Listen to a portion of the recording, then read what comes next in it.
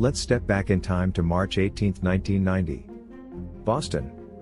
The city is quiet with St. Patrick's Day celebrations winding down, and in the heart of it all stands the Isabella Stewart Gardner Museum, a place brimming with priceless art from across centuries. It's around 1:24 a.m., and the museum's two night guards are on duty, not expecting anything out of the ordinary. But then, there's a knock at the side entrance.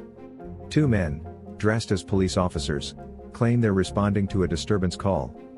Nobody is supposed to gain entrance to the museum at this hour, but it's Boston, and seeing police uniforms probably feels reassuring, right? So, against protocol, the guards let them in. What happens next is straight out of a heist film. The officers order the guards to come out from behind the desk. Before they realize what's happening, they're overpowered, handcuffed and tied up in the museum's basement, completely helpless. The museum is now wide open for the taking.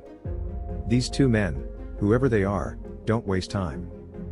But what's most shocking isn't just the fact that they're stealing art, it's how carefully they choose what to take. They head straight to the Dutch room on the second floor. It's filled with masterpieces, including some of the most valuable works in the world. One of the first paintings they go after is Rembrandt's Storm on the Sea of Galilee. Now, this painting is special as it's the only known seascape Rembrandt ever painted. It's dramatic, a ship fighting through the waves, captured in all its ferocity by one of the greatest artists who ever lived. They slice it right out of its frame. But they don't stop there. Right next to it is another Rembrandt called A Lady and Gentleman in Black. The thieves yank it off the wall, along with another titled Self-Portrait, an etching by the Dutch master. But it's not just Rembrandt they're after. They also take the Concert by Vermeer. This piece alone is one of the rarest, most sought-after paintings in the world because Vermeer only created about 34 known works. Just like that, it's gone. Imagine this, in a span of just 81 minutes, they steal 13 pieces of art including works by Vermeer, Rembrandt, Manet, Degas, and even a Chinese beaker from the Shang dynasty. A small yet meticulously chosen collection. And they don't bother with the museum's most famous piece called Titian's Rape of Europa, nor do they touch valuable items just inches away from what they stole. No, this feels planned. Specific. But why these works? As they finish their heist, they even take a Napoleonic eagle finial from atop a flag, seemingly for no reason. Their motives are a mystery. And just like that, they vanish into the night, disappearing into history. By the time the morning shift arrives, the museum is silent, the hall's eerily still, and the guards and found bound in the basement. The world is about to discover what happened. When the staff sees the empty frames, work by Rembrandt and Vermeer, gone, it's like a punch to the gut. The combined value of the stolen art is a jaw-dropping $500 million, making it the biggest private property theft in history. And the thieves? Nowhere to be found. The FBI is called in, the case launches an international hunt, and yet 34 years later, not a single piece has been recovered.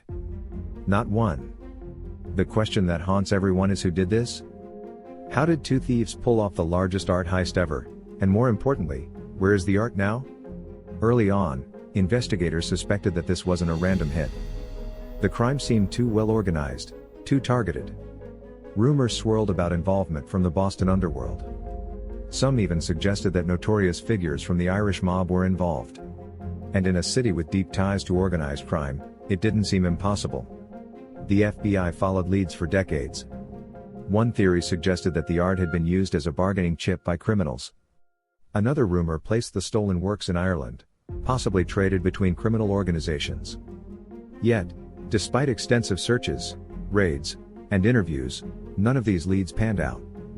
The real frustration for investigators has been the complete lack of evidence, as there's been no ransom demand, no credible sightings of the art, and none of the thieves have ever come forward. These masterpieces have just vanished. But the impact of this heist goes beyond just the money.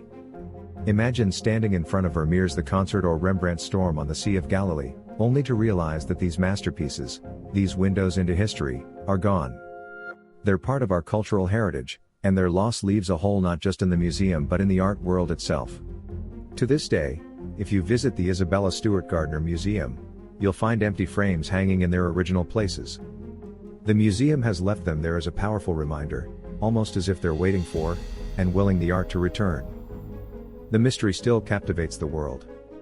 The museum has offered a $10 million reward for information leading to the return of the paintings, and even the FBI remains hopeful.